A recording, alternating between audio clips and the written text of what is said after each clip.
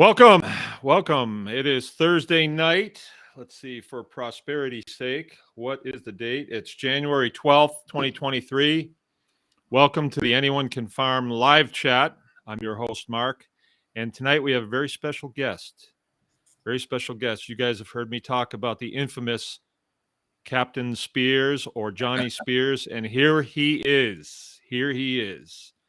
Right. So John is from Cadillac.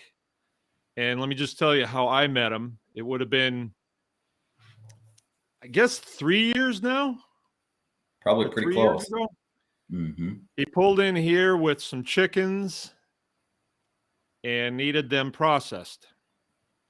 And he was driving an El Ranchero, or is a Ranchero, right? Ranchero.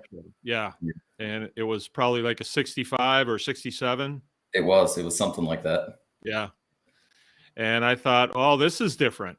This is different. So John and I got to talking, and he says, hey, is that a Willys you got up there? So it was kind of all over from there. So we got to talking cars and stuff, and I found out what he was up to. And back then we were just starting the tribe. And so our friendship is because of the tribe. And Tuesday night we talked about things that have come of the tribe. And I wouldn't know John Spears if it weren't for the tribe and that whole kind of thing, that whole mentality. So without further ado, I'd like to turn it over to John so you can tell us about yourself. And we want to know everything. We want to know everything. You got plenty of time. So let's hear it. I am the owner, founder of Spears Auto and Repair here in Cadillac. We sell cars, we repair cars. I have 2 locations. We also do car detailing. My wife and I, we own a couple other businesses also. We have a little barber shop that we really don't want to have our hands in. We just own the property, and the gal leases it from us, and she does her own thing. We're going to be doing a wrecker service here in Cadillac here pretty soon. I have 5 children. My wife, Wendy. We have 2 dogs, a little small one, Bert, and a big German Shepherd, Max. Currently, we have 3 Magnalese pigs. We've slaughtered 2 so far, so we've had 5 total. We have chickens. We do meat birds, like Mark was saying, and then we have egg layers, of course. Eventually, we would like to get into either beef, possibly, or potentially lambs is something that my wife is actually very interested in. We have a 10-acre parcel is what we have. And basically the back 5 is set up for, partially woods and partially for the animals that we have set up there. Yeah, I mean, in a nutshell, I'm an entrepreneur for the most part, and, really enjoy cars and fellowship with everybody in this group too. I always enjoy listening to this on Tuesdays and Thursdays. So okay, happy to be here. Okay, well, that's good. So we were talking Tuesday night about the tribe and how working together we get a little bit further ahead, or we get a lot further ahead. So yeah. I'll just tell you my experience with Spears Auto is it started when we bought a car from them, and this would have been it was before we went out to Texas last year, out to Sean Kelly's place. And instead of taking our old van, we decided, nope, we're going to get a newer car because we could just feel things getting better, and I don't really like making payments on cars, but I said to John, see if you can find something for us. And he came back with, well, have you ever looked at a Honda Pilot? And I really hadn't. I had my heart set on a Toyota 4Runner, but I thought, well, let's give him a chance because he seemed to have integrity, like I don't think he just had one and said, why don't you buy this? He kind of went out and looked for it for us. And we took it for a test ride, and yeah, it was pretty nice. And it kind of feels like a Humvee to drive, actually. And so we bought it and we took it to Texas, and John was real concerned about how it performed. And we got back and brought it in. Hey, let me change the oil. Let me fix this. Let me fix that. And so I was really, really happy with that, because we drive older cars, older trucks and stuff, and it's really hard to find any place to get them fixed anymore. A lot of the mechanics, like I don't know, they just will call you, tell you it's fixed, but they didn't even touch it. That seems to be. But these guys at Spears, they got a couple guys working there that I've spent a little bit of time with, and they do a good job. And it's worked out really good. So what we've done, and I'm going to tell this because I want to demonstrate the beauty of referrals. You know, you don't refer everybody. If you refer somebody and they do a crummy job for somebody else, that's not good. But within the tribal unit, if I refer somebody, that means I'm doing business with them. And other people say, well, if it's good enough for him, then it's good enough for me. And then, I don't know, have you referred anybody to me? Yeah. For classes. Correct. Yep. And so it kind of works both ways. But can you tell these guys about people walking in there, and just so they get an idea of how that works? You know, people have walked in and said, you know. Yeah. People, they're either you're working on their car, you're selling them the car. You always have in between times where you just have conversation. Mm-hmm. And I've noticed that a lot, we come up with this homesteading, and some people don't even call it homesteading, but they know they want to get involved with, I just want chickens for eggs, just as simple as that. Or, I would like to have some chickens processed, but they don't have the equipment to do it. So then I say, listen, we do the same thing. And this is where I send my product, and it always comes back the same way. It's always consistent, and it's always good. It's exactly what we want. And that's you guys. Mm-hmm. And so that's the same as, somebody that tells me, well, I'd like to raise pigs. And they go, well, I've butchered deer, but I've never butchered a pig. And I go, well, listen, I know where you can go. I know the guy. Mm-hmm. And so then at that point, that's no different than somebody saying to you, hey, listen, my car needs a starter. And you go, yeah, I know a guy. So I agree with you wholeheartedly. Like I don't give many mentions to people, people come in all the time. Do you know a guy for, a painter? Do you know a drywaller? Do you know an electrician? If I don't know one that I can trust and I've actually used, sorry, I don't. So I agree with you wholeheartedly. So you are into homesteading too. So can you tell us a little bit about, where you hope to go with that? Yeah. So we actually bought the pigs from you. We started with, we started with chickens originally, just egg layers. And then we thought we're a family of 7 total. So we thought, well, let's do chickens for meat birds. And that's how we ended up meeting you. And so then, a pig produces a lot of meat, a lot.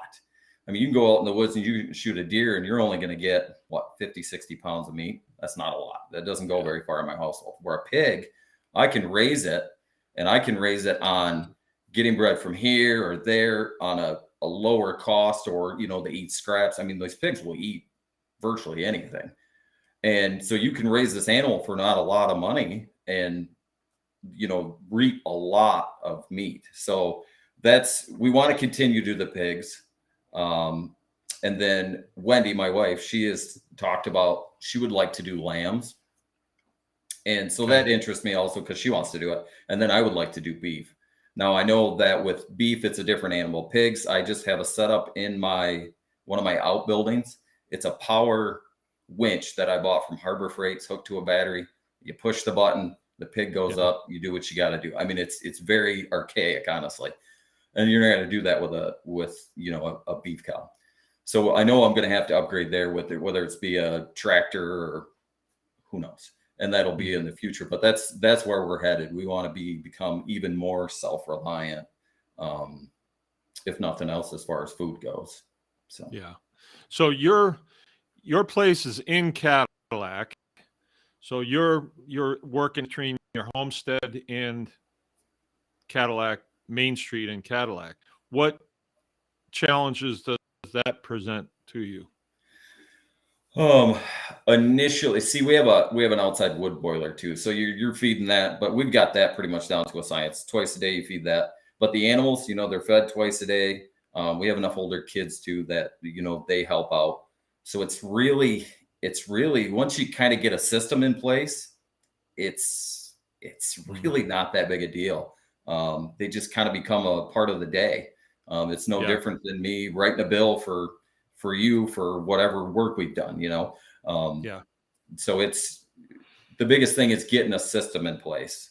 And you came to my house and you said this is where this needs to be, and we took a lot from what you said and we put it in place, and now it's pretty streamlined as far as that goes. I think we probably need to do that again sometime. Oh, for sure. Look Definitely. at that a little closer. But what I meant was like you're working at two totally different locations. So, and Wendy's not home all day. So Nope. it could, but the kids sometimes are home. Yes. But like today they weren't. No. Yeah, they were at home today, weren't they? Well, they canceled school due to fog. So Yeah. which okay. So, but Can you believe usually, that? typically the kids are not home. No. Yeah. Okay. But yeah, All right. my work in Cadillac to where my house is about 25 miles. So usually, like especially this time of year, you leave when it's dark and you get home when it's dark. Okay. All right. So let's talk about the business, because I think that's your primary, and this audience, I believe, will benefit knowing that Spears is out there. Whereabouts in Cadillac is that? It is at 923 South Mitchell Street. It's right on the main drag on the south end of town. We're right next to Dairy Queen. Yeah.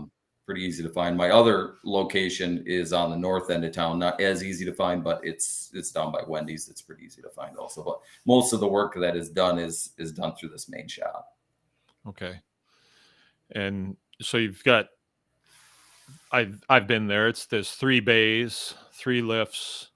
And is that where the detailing is done? Nope, the detailing's done at the other shop, and the other shop has 3 bays also. There's an alignment rack down there. So there's another 2-post hoist down there, a 4-post hoist with an alignment rack, and then there's it's about a bay and a half that the detailer works out of. Yeah. That's at the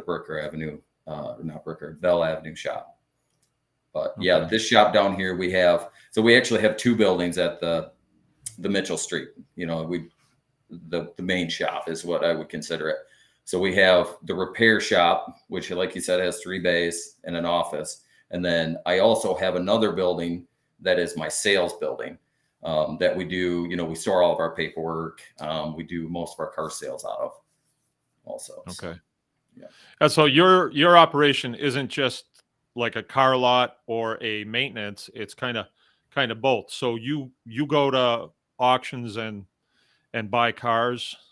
Yep, I buy them on location, and then I also buy them online. Okay. And then they come back and get run through by Aaron and Will? Yes, absolutely. Yeah, so the way the process works is, say like today, I went to auction online. It was a Claire auction, actually. I purchased 2 cars. Typically, they'll drive them here. Some auctions, we have to have them hauled. They get here. They get put on the list. They go through service. They do a full inspection, which usually takes about an hour. They shake every part of the car down. It needs, who knows, brakes, suspension, doesn't matter. They always need something. It's very uncommon that you buy a car from auction and it needs nothing. At that point, parts are ordered. If it's quick, easy, we'll change the parts, get it ready to go. Then it goes to detail and final touches. And then it comes back here and it gets pictured and listed for sale. Okay. So how many people on the team? So we currently have myself, Wendy, we have Aaron, Will, and then we have another mechanic, Drew. And then I hired a detailer named Jacob, and he is we've struggled with getting a good detailer, and he is a rock star. I mean, he is good. He's a Oh, very good detailer. I know. oh Very yeah. happy about that. Yeah. I'll have to get the man van in there. Yeah, he can do it. Well, Yeah. the main thing is in a business like this, what you want is consistency. So when Yeah. somebody walks through 10 of your cars and they open the door, you want them all clean the same, just like when they hit the key and they go to take it for a test drive, they're all free of issues and ready to go. So Okay. that's huge consistency is for us. Okay. So I've been here for a while and I've seen them come and go. What is the key to success in this business as far as you're concerned? Honesty and Honesty. integrity. I Yeah. think what happens is that there's good money in the car business. It takes a lot of money to make money, but I think what happens is a lot of people get hung up on that quick initial buck, and they basically they sell the car. The cars are sold as is, but they really just stand on that. Where me, I've always had the opinion that if you buy a car from me and tomorrow you go hit the key and the starter goes out of it, well, I want you to call me. I don't want you to, say, well, that guy's no good. He sold me a car with a bad starter. Well, no, I don't want you to. I want you to call me, and then we'll bring the car back and I'll fix it. Just to me, that's just the way you should live your life. You should do things that way, and then that'll make we want to be here in 30 years, 40 years. Maybe one of my kids will be a car salesman. Maybe one of them want to be a mechanic. They might want to be a detailer. Maybe they just want to run the whole show. They want to go to auction and buy cars, and maybe they won't be a part of it, but you never know. I think that's the right answer, because here in Cadillac we've got there's several names that if you mention the names and buying cars, people get a funny look on their face, and wow. Yeah. One of them down the road from you, he's gone. He was there for a long time. Mike's. Yeah. He packed retired. it in. Yeah. He did, huh? He retired. Yeah. Did he? He's a pretty young guy. Yeah, he wasn't that old. He was older than me. I would say he's probably 50s, maybe late 50s. But I think he did it for a lot of years, and I think he was just over it. I don't know. I didn't really know the guy personally. So I bought a car from him one time. Yeah. Yeah, I bought a Dakota, a 2-wheel drive Dakota. It was a good truck. Everything worked out pretty good. Yep. That's good. That's good. It was around for a long time. All right, there's something else that's pretty interesting. Oh, by the way, Brian Jacob is on here, and I'm going to be seeing him Saturday. He's bringing the 1-ton, the 73 dent side. Did you get the picture I sent you? No, I didn't. Oh, okay. Well, you'll see it. But it's a 73 390 flatbed 1-ton. And I had to promise Jill that the man van would go down the road. So it's gonna be hard, but she's got to go down the road. And Brian made me an offer. I just couldn't. I think he wanted someplace for his beloved truck to land. Yeah. That he could see it again. He says, "Oh, I'll put the stickers on the side and everything." Then I forgot, but he does that. He does that type of work, the sign business. And he sent me a picture the other day. He's right there. He can hear what I'm saying. He sent me a picture of a crane on the back left corner of the flatbed. And he said, "Do you need this?" And I really don't, because that's not what I'm going to use the truck for. And he says, "If you're just going to cut it off and throw it on the junk pile, we'll put it on Cash's truck." You met Cash at the beef class that we did. So, but in the picture, I could see the sticker, just barely, the Baker's Green Acres logo. So I'll get a good picture of that for you guys, and we'll put it right up here someplace so you can see Brian's truck, and it'll be wearing Baker's colors from now on. I like it. Yep.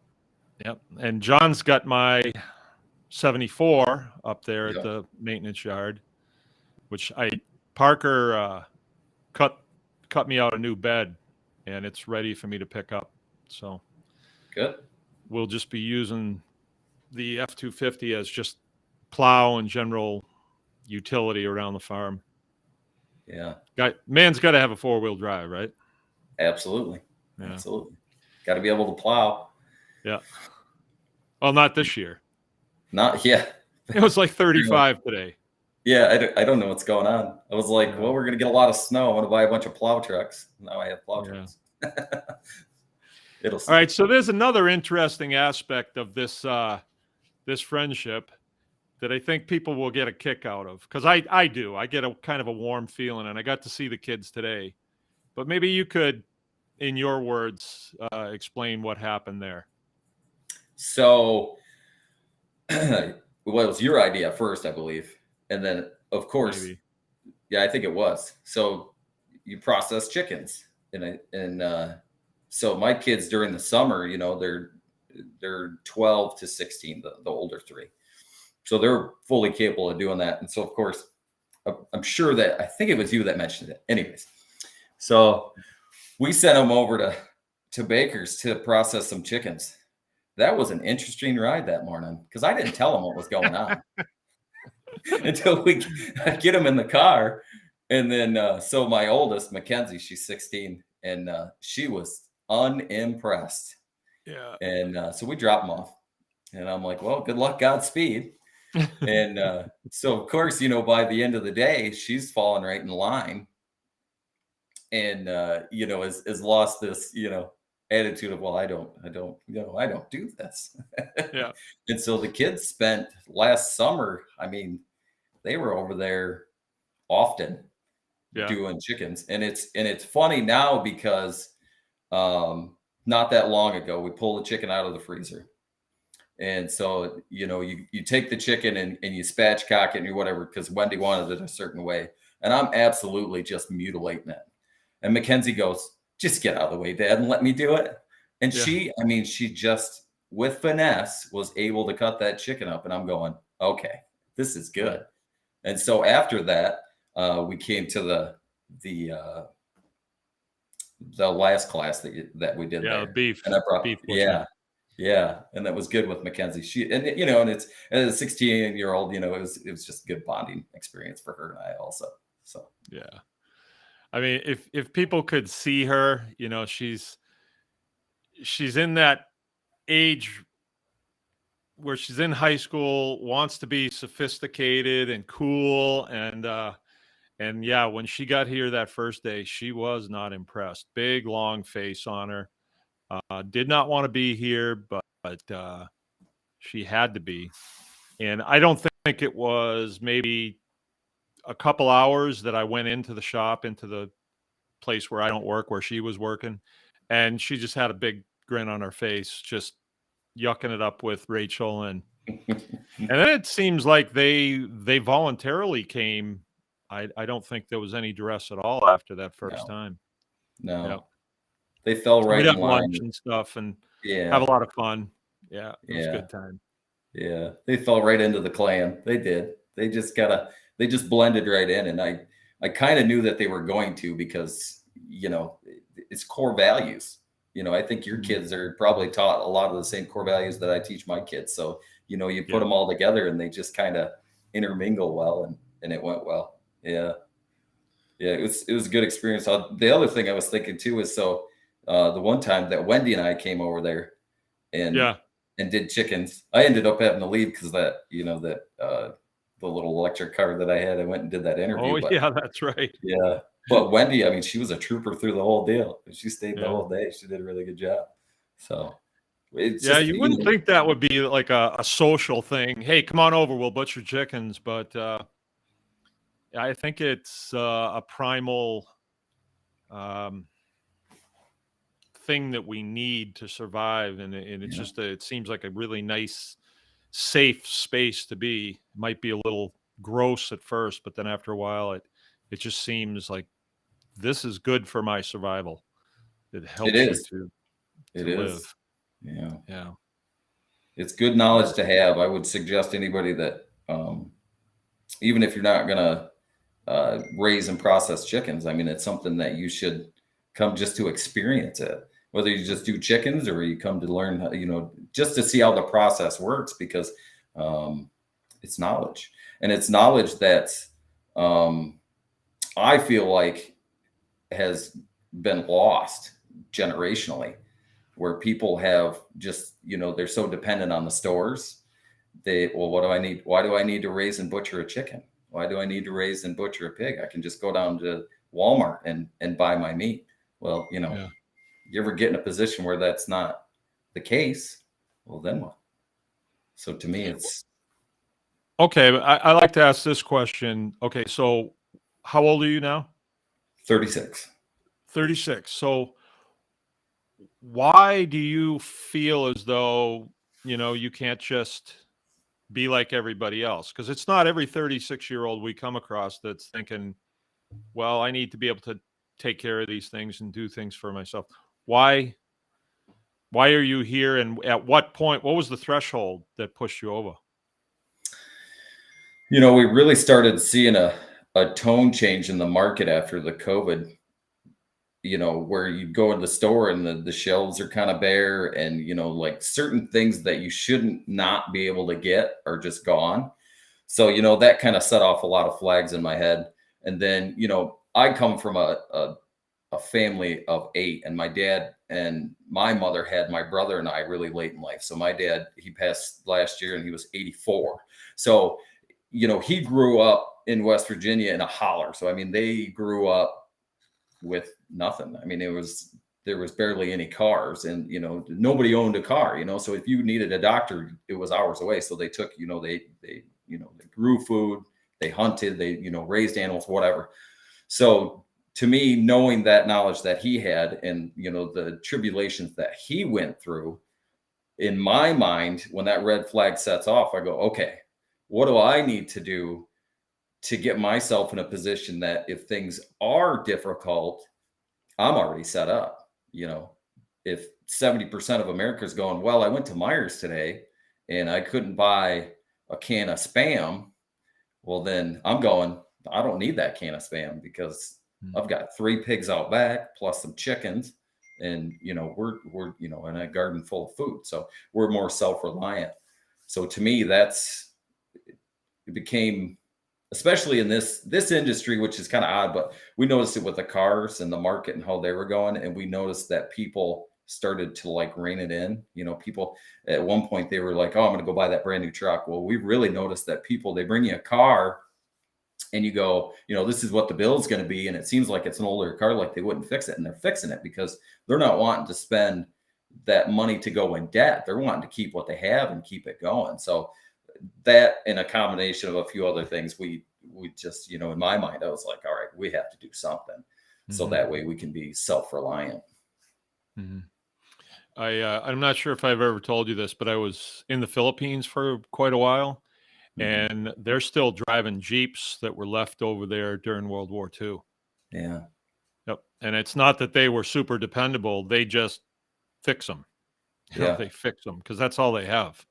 Yeah. So they have industry that makes new parts for the Jeeps, and they just keep fixing them. And we're too much of a throwaway society.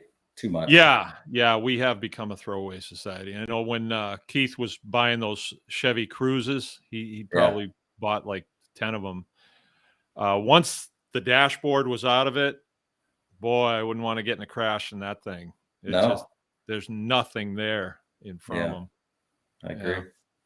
But the older stuff, it's pretty serviceable. Yeah, there's steel around you. Yeah. All right. So, let's see. What was I going to ask you? The wrecker end of things. This is kind of up my alley. That was one of the first jobs I had, was working in a gas station. And I worked for a guy by the name of Paul Gaudette, and he had an Amoco station. So we sold gas, did oil changes, had a tire machine. He always had about 5 cars for sale. And a wrecker. And the wrecker happened to be a 1976 F-250. So it was 2 years newer than mine.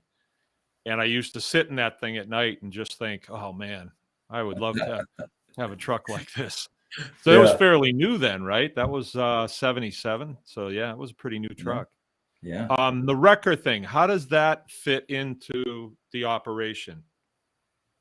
So this last year we had a lot of people that are either out of town broke down, or even local people. They've called us Yeah. and they said, "Hey, listen, do you have a wrecker service or a way to come get my car?" And I mean, sometimes the instance was I'm not very far from the main freeway and the exit, Yeah. so you're talking 4 to 5 miles. And so the one guy I talked to, he was from out of state. He was from Georgia. The rear end had gone out of his van. He called me and he said, "Listen, I'm broke down. I'm not far from your shop, but they're telling me they can't even get to me today." And this is the local place. And so now he's got to go further, and they're saying, "Well, we're 3 to 4 hours out."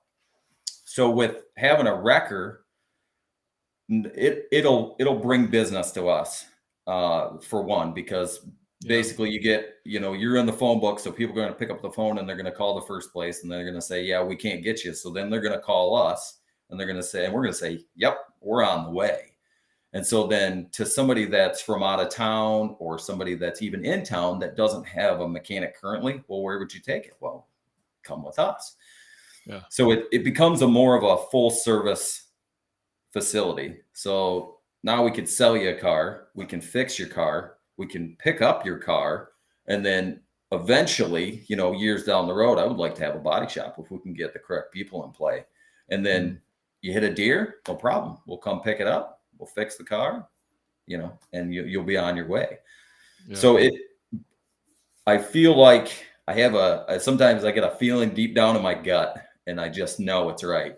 And I've kind of had this feeling for a while. And like I said, the biggest thing to me is people. I didn't have somebody that could do it. Now I have a guy that I feel comfortable and confident in that can run the wrecker, because I'm only one man. And there's no way that I can do it all the time. I may be able to hop in the wrecker and help them out because I have some experience in it. But I need a guy that I can trust, that's going to be good with customers, going to take care of people, and do a good quality of service. Because at this point, like, Spears Auto and Repair has a pretty good reputation in a pretty short period of time, and it is crucial that we keep that reputation strong. But yeah, the wrecker service, it falls right into line with what we're doing here. Yeah. And I think it'll be a good addition. So like in the homesteading business, we say a lot of times you have to own all the different processes that make the entire process. So that's where you're going. Absolutely. So, absolutely. now, at one point you were even going to finance cars, weren't you? Yeah, we're actually there now. We have a bank that we can finance, here. Yeah. Okay. Yeah. So, okay. So you run all that paperwork right at the office? Yep. Yeah. Which has been a pretty big asset, because, some people, they don't want to go to the bank and deal with the rat race that goes on with that sometimes. So I know it's just easy. You come here, you do the credit application here, all the paperwork's done here, the titling's done here. You don't have to go to the Secretary of State, which is, in the last couple of years, kind of been a problem. I mean, you're either making an appointment or else, they've kind of got away from that now. But still, there's days that I go in there to drop off paperwork, and I am just thankful that I can just drop the paperwork off, because there's 40 people in that small room, and I'm going, holy smokes, this is just madness. So it's a convenience thing for people. Okay. Yeah. That was really convenient for us. We didn't have to go to the bank or any of that stuff. You did it all. I like that. Yeah. So could you comment on, maybe from your point of view, being in the auto business, where are things now as opposed to last year overall? Because, everybody's got their point of view, and yours is unique. You talk to a lot of people. Yeah. I think the strongest point is that it really seems like people are cutting back. They're not, like I say, a brand new diesel truck. I mean, you're over $100,000. I don't see as many people going and, I'm going to do that. They're either keeping what they have on the road, or if it's unfixable, well, then what can I buy that's, a good deal. And people have really kind of see that the market changed with COVID. I mean, it took a truck that 3 years ago was worth, let's say it was worth $5,000 3 years ago. In 1 year's time, it took that truck and it was worth $75,000 to $8,000 for the same truck. And so the market's starting to come back a little bit because there's more coming to it. And, the chip shortage and stuff had some play into it, I think. But, with the tone of what's going on in this country, I think people are really starting to cut back, and we're just seeing a lot of it. I just don't see, and I'm used cars, so I don't sell new cars anyways. But I mean, you drive by the new dealers. I mean, they're still pretty short on cars, and that may be part of it too. Because I know guys that they buy, whether it's a fleet truck or it's a fleet van, and they're telling me, I can't get it. They're on back order, so I can't even buy them. So now I don't have a choice. I would buy a new one. I have to keep this older truck or older van going because, well, I can't get a new one. So that's driving the market pretty hard too, I think. Okay. And the price of new vehicles has not really stayed. It's not commensurate with wages. It doesn't seem to me. I mean, $100,000 for a pickup truck, that seems a little over the top. Well, in the heat of COVID, so say you take that, we'll just pick on Chevy just because Ford was the same way. You take a Chevy High Country Duramax, which is like a fully loaded truck, and every vehicle comes with a base MSRP, right? It's the window sticker. And so let's say that window sticker was $87,000. Dealers were buying these trucks if they could get them, or they were getting them from GM or whatever, and they would mark them up, and they were calling it a market adjustment. And you're talking $10,000 to $15,000 in some instances for certain high wanted, like Escalades was a big one. They were bringing well over 100,000. So you were basically financing the vehicle that's worth $87,000 for 100. So you're not only driving off the lot in a vehicle that's lost value immediately. Everybody's heard that, but now you're another $10,000 to $15,000 in a hole in a vehicle that it's not, it's worth less than what you've financed it for. So they were just putting people in a really bad position. So that's another part of it too. It was like people were putting themselves in a bad position, right? Oh, absolutely. Yeah. The housing market was the same way. The housing market's only now starting to come down because Wendy and I, we've flipped houses too in the past. We haven't done any in a couple of years just because the prices are so inflated. But we noticed that too. We did the last house we did we sold it February of 22. And so we bought the house, we fixed the house, we owned the house from the day I bought it to the day we sold it for 6 months. That house brought $30,000 more than what we initially expected. So when you go and you buy a house, we know how we finish houses. You go, this is what approximately it's going to take to fix the house. This is what the house should be worth. And we find these numbers between ourselves and the realtor, and you come to a happy number. Well, by the time we went to list it for sale, there was a bidding war, and it brought 30,000 over what we expected it to bring. And it was a cash sale. And it was actually another guy that was trying to finance, and he was willing to go another 15,000 over that. But the problem with that was if he didn't have the cash to make up the difference, there's no way that bank was going to finance the house for that. So it would have fell through. So naturally we went the cash buyer. Yeah. Yeah. So can you talk to us about the doom gloom speech that's out there and opposed to, moving forward in these days? Like what's the trick to that? I know you have a good philosophy on that. I do too, but I'd like to hear yours. We just have to stick together. I mean, we just have to get out of the mainstream nonsense that they go on and build community. And just we're just going to continue to live. I mean, if I watch the news every day, I would probably be depressed. I don't. You know what I do? I get up every morning and I do the same thing. I put my boots on and I come here and I work. That's what I do. Same thing you do. And I think that's what everybody needs to do. Like forget about the doom and gloom. Let's just prepare ourselves and not worry about the rest of it and build community. Because at the end of the day, even what you've built in this kind of short period of time, I mean, you could probably name off, this guy, he cuts wood. This guy sells cars. This guy is an electrician. This guy's a plumber. Mm-hmm. And you have people that are experts in all these fields. What do we need? The mainstream people that are doing it, Yeah. You're describing it perfectly. The more community we have, and it's got to be a community of people who have attention to detail, who give a damn about things, who want to be good at something, sort of like Survivor Island. Yep. If you're not willing to pitch in, then we really don't, you're not sought after in the community. And, but that's sort of what they do when they separate everybody. It's sort of like what they did to the American Indians in a lot of ways. Like, they didn't have to go out and hunt anymore. They just put them on a location and they just gave them everything.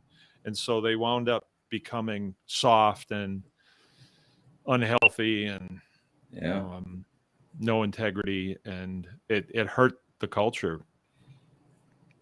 But the thing that Jill coined was the 3 C's, was competence, confidence, and community. Like, if you're good at something, even if you don't want to do it. You ever listen to Mike Rowe? 30 Jobs guy? Yeah. He says there's this feeling out there that do what you love and you will never work a day in your life. Well, maybe that's true. But do what's there and get good at it, and then you can move on to something maybe you like a little bit better. Absolutely. So I know you said to me before that you'd like to your long-term plans. I don't know if you want to share that. I thought that was kind of interesting. Like, as far as my business goes, or? Yeah. You kind of said you'd like to be working at home. Yeah, I would. Long term. Yeah. Well, because what I'm doing here is I'm building a community of people here, even within my space that I have, and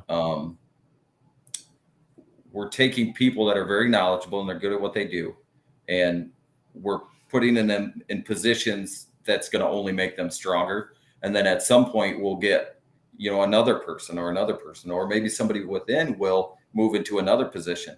So that way, I won't have to be here all the time selling cars or being a service writer or whatever. And then I can spend more time at home, which I enjoy. I enjoy dealing with the animals. I enjoy that. Like, I didn't know I was going to enjoy that much, but I do. When I get up in the morning and, if I'm going out to do animal chores, it's never a complaint to me. It's never a problem. I just get up and I'm like, this is what I need to do. I need to feed the wood stoves. I need to feed the pigs. I need to feed the chickens. And that's what I do. And I enjoy it because you're nurturing something that's going to give back. And to me, it gives good feelings. It does. It is. Yeah. I think that's something in the front part of the brain that tells you that this is good for your survival. Yeah, I agree. You'll make it. Yeah, I would agree. So so long term, that's where I'm headed. That's good. Now, it didn't take any prodding from us. It was, you were already on that track when I met you. So that worked out really good. Well, we're about 45 minutes. What would you like to talk about? Have enough time, 15 minutes or so. Is there anything on your mind that you'd like to tell this massive group of people there? Don't pay attention to that counter. It says 21. I could be 2,100 for all we know. You never know. I think I just touched more on the fact of community, people coming together and forming bonds, and really, within the people that we have here or within the people that we meet, just, really make something. And, just get away from the rest of this other hoopla nonsense that we got going on and just do our own things. I think it's extremely important that we do that.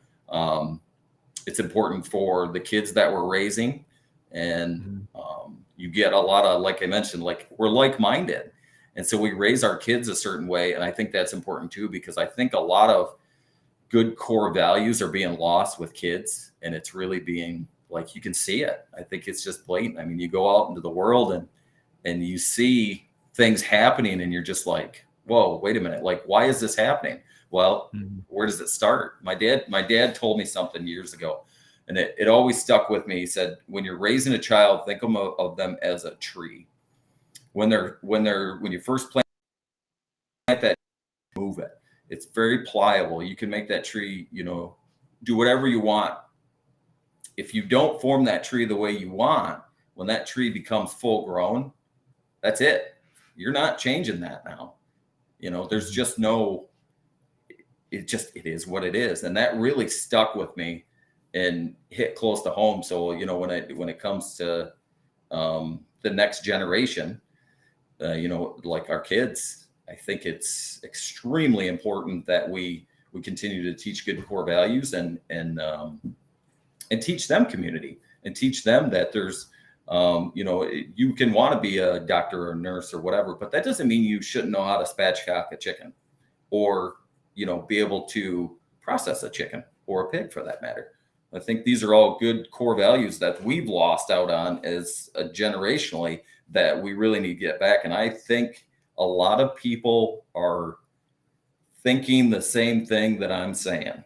And I think we're starting to see it. I get a lot of people through my office. Like I said, you're talking with them, whether it's between a car sale or a car repair or whatever, and they're going, yeah, that's, they may not know the direction as clear as what I see it, but they have a thought.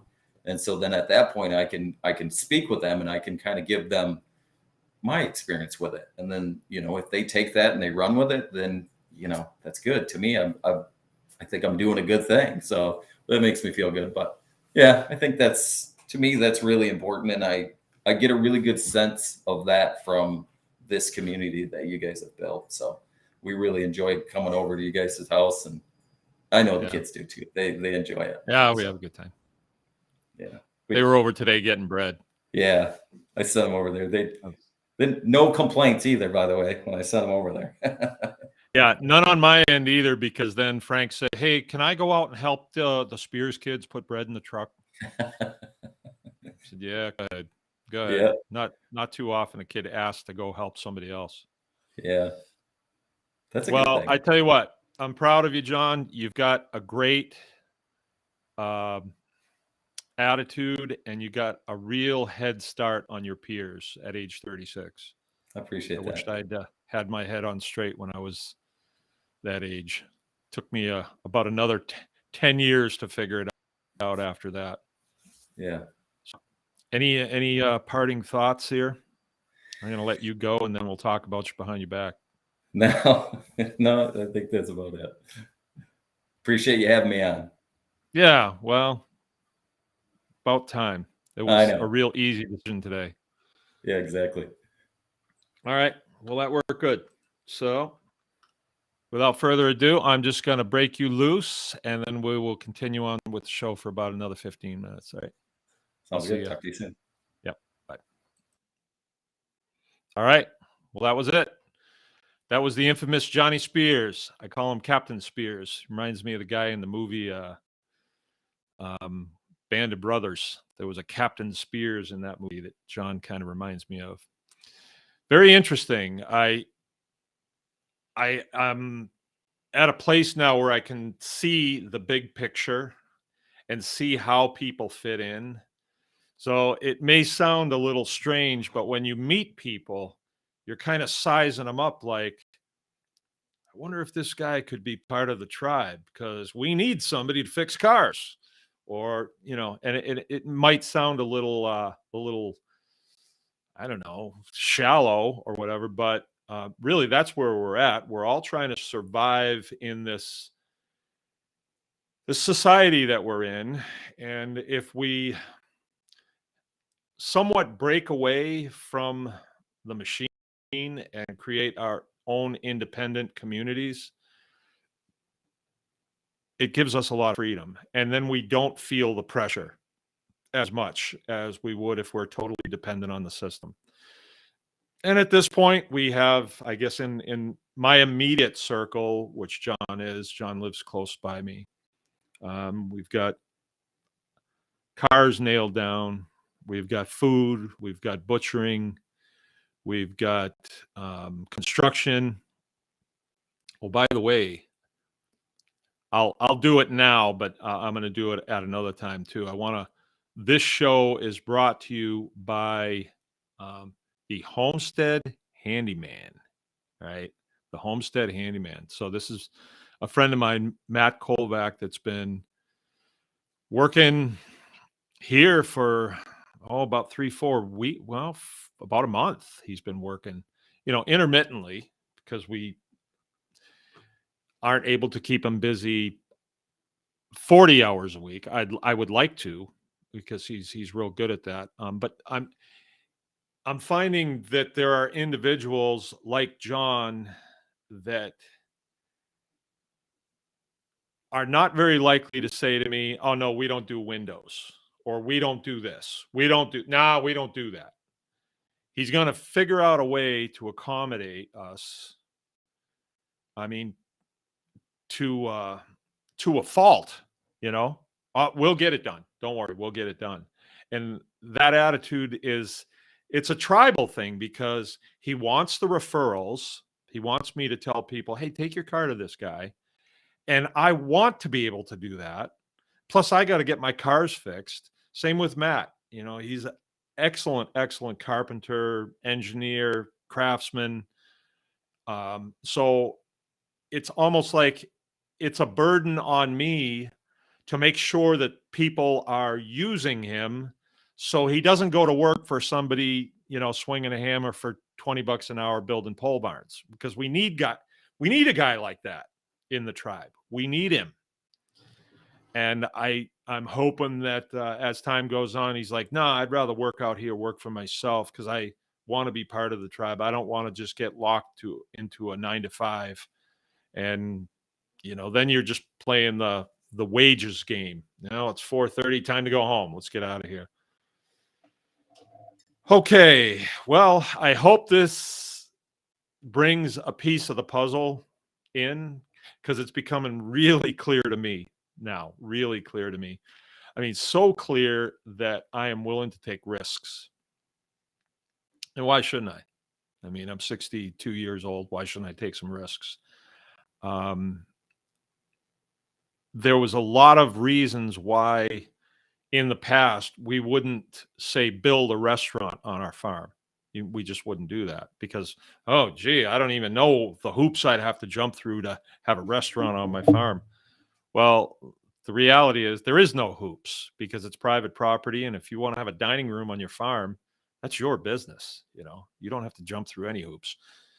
And so on, and so on, and so on. There's many things that you can be doing.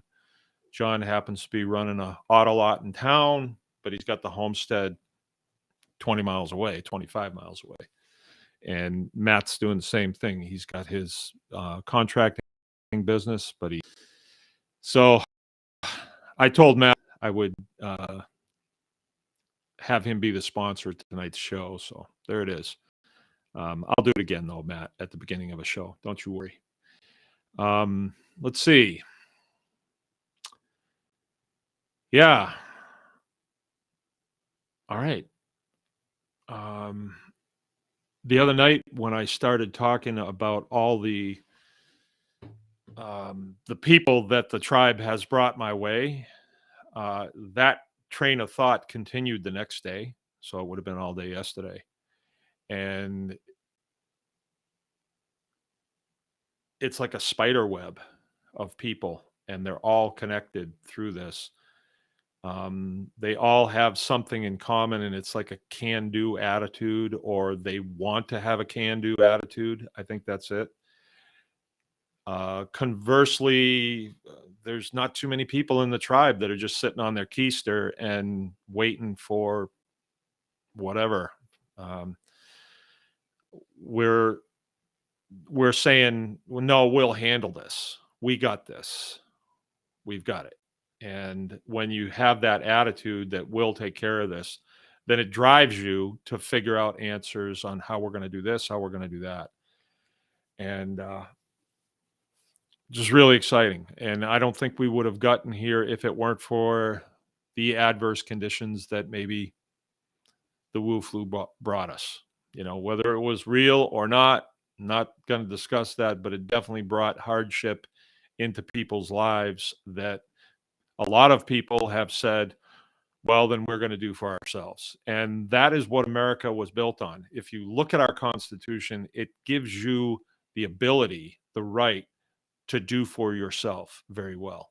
And there's a bit of a struggle going on right now because there has been sleazy organizations that have come in and said, yeah, you can do for yourself so long as you check with us first. And what we're finding is we don't need to check with them, and you don't want to check with them. And if you don't, it's sort of like opting out, you just opt out and you don't need to do it. Okay. It's a good show tonight. Good show. Around here today, we worked on the butcher shop. We're getting ready for the February 4th get-together, midwinter get-together. So I think you should plan on coming to that. Coffee will be at 9:30. I'm pretty sure the Spears clan will be here. Kids are welcome to this. It's not a real high-speed event. It's mostly going to be Craig Schaff giving us a few words of wisdom and maybe a little round table action, but then a potluck dinner and, just sitting around sitting and stuff, talking about what we're going to do in the spring and how we're going to get there. Fellowship is very important. Fellowship is important. Community. That's what builds community. All right. So please plan on coming to that. You'll get to meet the Spears clan in person. Maybe bring something that you want autographed. You'll be able to see the new addition to the Baker's Green Acres fleet, which will be the 1973 one-ton, formerly owned by Brian Jacob. Pretty soon it's going to be owned by me. I'm really excited about that. That's going to be fun. All right. Well, there we go. I hope everybody has a good weekend. I'm sure you all heard about what happened yesterday. The FAA shut down all flying operations. That's a little bit worrisome. That has not happened since 9/11.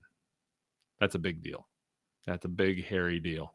And the way it's being pawned off is, it was just a computer glitch. No, that's not a centralized deal. That had to be a coordinated effort. And there had to be a reason for it. There had to be a reason. And I'm not sure. I just haven't gotten any intel on it. And honestly, it's hard to know these days. It's really hard to know. I will tell you what I do know is that my wife made pork chops tonight, and they were born on this farm.